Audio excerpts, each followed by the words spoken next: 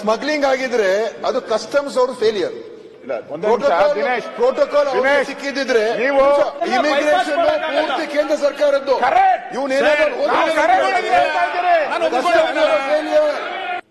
ಒಬ್ಬ ಹಿರಿಯ ಅಧಿಕಾರಿಯ ಮಗಳಿಗೆ ಈ ಸರ್ಕಾರ ಹೆಂಗೆ ಪ್ರೋಟೋಕಾಲ್ ಕೊಡ್ತು?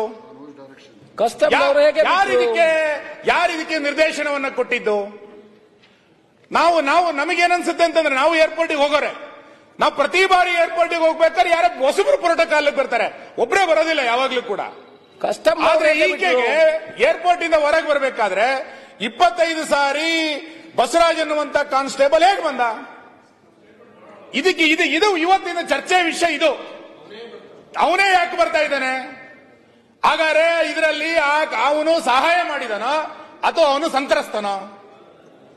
ಇದು ಗೊತ್ತಾಗಬೇಕು ಇವತ್ತು ಈ ರಾಜ್ಯ ಸರ್ಕಾರದ ಅಡಿಯಲ್ಲಿರುವಂತಹ ಒಬ್ಬ ಕಾನ್ಸ್ಟೇಬಲ್ ಏನೂ ಸರ್ಕಾರಕ್ಕೆ ಸಂಬಂಧ ಇಲ್ಲದಿರುವಂತಹ ಒಬ್ಬಳು ಹೆಣ್ಣು ಮಗಳಿಗೆ ಹೆಂಗೆ 25 ಬಾರಿ ಪ್ರೋಟೋಕಾಲ್ ಕೊಟ್ರು? ಯಾರನ್ನು ಕೇಳಿ ಪ್ರೋಟೋಕಾಲ್ ಕೊಟ್ರು?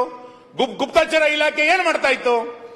ಆಕೆ ಇಷ್ಟು ಬಾರಿ ಗೋಲ್ಡ್ ಅನ್ನ ತಗೊಂಡ್ಬಂದಾಗ ಅವನು ಯಾಕೆ ಸುದ್ದಿ ಕೊಡ್ಲಿಲ್ಲ? ಎಲ್ಲೆಲ್ಲ ಸ್ಮಗ್ಲಿಂಗ್ ಎಲ್ಲೆಲ್ಲ ಹೋಯ್ತು? ಮೊಗಸಾಲೆಗಳಲ್ಲಿ, ಪತ್ರಿಕೆಗಳಲ್ಲಿ, ಟಿವಿಗಳಲ್ಲಿ ಯಾರೋ ಸಚಿವರು ಇದರಲ್ಲಿ ಭಾಗಿಯಾಗಿದ್ದಾರೆ ಅಂತ ಬರ್ತಾ ಇದೆ. ನಾನ್ ಸಚಿವರ ಬಗ್ಗೆ ನಾನೇನು ಆರೋಪ ಮಾಡ್ತಿಲ್ಲ. ನಾನು ಆರೋಪ ಮಾಡಿ ಒಂದು ನಿಮಿಷ ಮುಗಿಸ್ತೀನಿ. ನಾನು ಆರೋಪ ಮಾಡ್ತಿಲ್ಲ. ನೀವು ಹೇಳ್ತಾ ಕರೆಕ್ಟ್ ಆಗಿದೆ. ಸೆಂಟ್ರಲ್ ಇಂಟೆಲಿಜೆನ್ಸ್ ಅದೇನ್ ಮಾಡ್ತಾ ಇತ್ತು? ಈಗ ಪ್ರೋಟೋಕಾಲ್ ಬರೋದು ಯಾವಾಗ ಅಂತ ಹೇಳಿದ್ರೆ, ಈಗ ವಿದೇಶಕ್ಕೆ ಹೋದಾಗ ನೀವು ಇಮಿಗ್ರೇಷನ್ ಮುಗಿಸ್ಕೊಂಡ ನಂತರನೇ ಪ್ರೋಟೋಕಾಲ್. ಕಸ್ಟಮ್ಸ್ ಪೂರ್ತಿ ಅದರ ವ್ಯಾಪ್ತಿ ಬರ್ತಕ್ಕಂಥದ್ದು ಕೇಂದ್ರ ಅಧಿಕಾರಿಗಳು, ಕೇಂದ್ರ ಆಡಳಿತ. ಅದ್ರ ಹೊರಗೆ ಬಂದ ನಂತರ ಪ್ರೋಟೋಕಾಲ್. ನಿಮ್ಮನ್ನ ಆ ಒಂದು ಗೇಟ್ ಒಳಗೆ ಕರ್ಕೊಂಡು ಹೋಗೋದಕ್ಕೆ ಮಾತ್ರ. ಇಮಿಗ್ರೇಷನ್ ಸೊ ಸ್ಮಗ್ಲಿಂಗ್ ಆಗಿದ್ರೆ ಅದು ಕಸ್ಟಮ್ಸ್ ಅವರು ಫೇಲಿಯರ್. ಪ್ರೋಟೋಕಾಲ್ ಸಿಕ್ಕಿದ್ರೆ ಅಶೋಕ್ ನೀವು ತಪ್ಪು ಮಾಹಿತಿ ಕೊಡ್ತಾ ಇದ್ದೀರಾ. ತಪ್ಪು ಮಾಹಿತಿ. ನೀವು ಗೋಲ್ಡ್ ಇಂದ ಹೋಗಿಲ್ಲ, ಅದಕ್ಕೆ ನಿಮ್ಗೆ ಗೊತ್ತಿಲ್ಲ. ಎಲ್ಲಿ ನಾನು ಹೋಮ್ ಮಿನಿಸ್ಟರ್ ಆಗಿದ್ದೆ ಹೇಳ್ತೀನಿ ಕೇಳಿ. ನೀವು ರೆಗ್ಯುಲರ್ ಏರ್ಪೋರ್ಟ್ ಬರೋದು ಬೇರೆ, ನೀವು ವಿದೇಶದಿಂದ ಬಂದಾಗ ನಿಮ್ಗೆ ಬೇರೆ ರೂಟ್ ಅಲ್ಲಿ ಕರ್ಕೊಂಬರೋದು. ಅಲ್ಲಿ ನೀವು ಎಂಟ್ರೆನ್ಸ್ ಅಲ್ಲೇ ಕಸ್ಟಮರ್ ಇರ್ತಾರೆ, ಅಲ್ಲಿ ಕಸ್ಟಮ್ಸ್ ಡಿಪಾರ್ಟ್ಮೆಂಟ್ ಅವರು. ನಮ್ಮ ಇಮಿಗ್ರೇಷನ್ ಅಲ್ಲಿ ಒಂದೇ ನಿಮಿಷ, ಅಲ್ಲಿ ಈ ಪ್ರೋಟೋಕಾಲ್ ಅನ್ನು ಹೋಗಿದ್ದಾನೆ. ಅಲ್ಲಿ ಪ್ರೋಟೋಕಾಲ್ ಹೋಗಿ ಅವರನ್ನ ಎಸ್ಕೇಪ್ ಮಾಡಿ ಕರ್ಕೊಂಡು ಬಂದಿದ್ದಾರೆ. ಹೋಗಿದೆ ಅಂತ ಹೇಳಿದ್ರೆ ಕಸ್ಟಮ್ಸ್ ಅವರನ್ನ ಬಿಡಬಾರ್ದಾಗಿತ್ತು. ಕಸ್ಟಮ್ಸ್ ಇಲಾಖೆ ಇಮಿಗ್ರೇಷನ್ ಪೂರ್ತಿ ಕೇಂದ್ರ ಸರ್ಕಾರದ್ದು.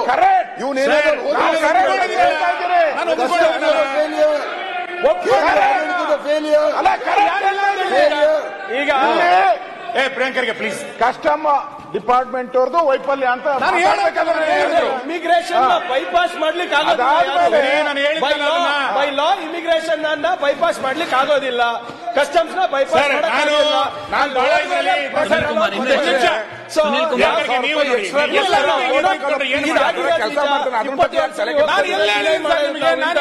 ಆದ್ರೆ ಬರೇ ಇಲ್ಲಿ ರಾಜ್ಯ ಸರ್ಕಾರ ಅಂತ ಹೇಳ್ತಾ ಇದ್ರಲ್ಲ, ನಾವು ಕೇಳ್ತಾ ಇರೋದು ಇಮಿಗ್ರೇಷನ್ ನಾವು ಬೈಪಾಸ್ ಮಾಡ್ಲಿಕ್ಕೆ ರಾಜ್ಯ ಸರ್ಕಾರ ಅಲ್ಲಾಡಿಸ್ತಾ ಇದೆ.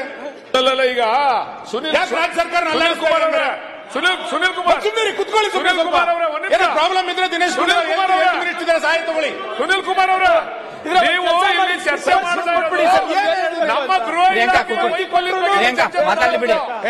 ನೀವು ಚರ್ಚೆ ಮಾಡ್ತಾ ಇರೋದು ನಮ್ಮ ಗೃಹ ಇಲಾಖೆಯ ವೈಫಲ್ಯದ ಬಗ್ಗೆ. ಚರ್ಚೆ ವಿಚಾರ ಬಂದಿದ್ದು ಸಚಿವರು ಬಂದು ಉತ್ತರ ಕೊಡ್ತಾರೆ. ಬಾಲಕೃಷ್ಣ ಸಚಿವರು ಬಂದ್ರೆ ಏನು ಉತ್ತರ ಕೊಡ್ತಾರೆ? ದಯಮಾಡಿ ಉತ್ತರ ಭಾಷಣ ಕೇಳಿಸ್ಕೊಂಡಿದ್ರೆ ದಯಮಾಡಿ ಸುಮ್ಮನೆ ಇರಿ. ನಾನು ಬಾರಿ ಕ್ಲಿಯರ್ ಆಗಿ ಹೇಳಿದ್ದೀನಿ, ಕಸ್ಟಮ್ ಅಧಿಕಾರಿಗಳ ವೈಫಲ್ಯ ಇದೆ ಅಂತ ನಾನು ಹೇಳಿದ್ದೀನಲ್ಲ. ನೀವು ಅದನ್ನ ಕೇಳಿಸ್ಕೊಳ್ಳಕ್ ತಯಾರಿಲ್ಲ ಅಂದ್ರೆ, ಮಾನ್ಯ ಅಧ್ಯಕ್ಷರೇ, ನಾನು ಹೇಳ್ತಾ ಇರೋದು, ನೀವು ಪ್ರೋಟೋಕಾಲ್ ಆಗರೀಗ ಒಂದು ಕೆಲಸ ಮಾಡಿ, ಯಾವ್ಯಾವ ಚಲನಚಿತ್ರ ನಟಿಯರಿಗೆ, ಯಾವ್ಯಾವ ಹೆಣ್ಣು ಮಕ್ಕಳಿಗೆ ರಾಜ್ಯ ಸರ್ಕಾರ ಪ್ರೋಟೋಕಾಲ್ ಕೊಟ್ಟಿದೆ ಅಂತ ಟೇಬಲ್ ಮಾಡಿ ಕೊಡಿ, ಲಿಸ್ಟ್ ಕೊಡಿ.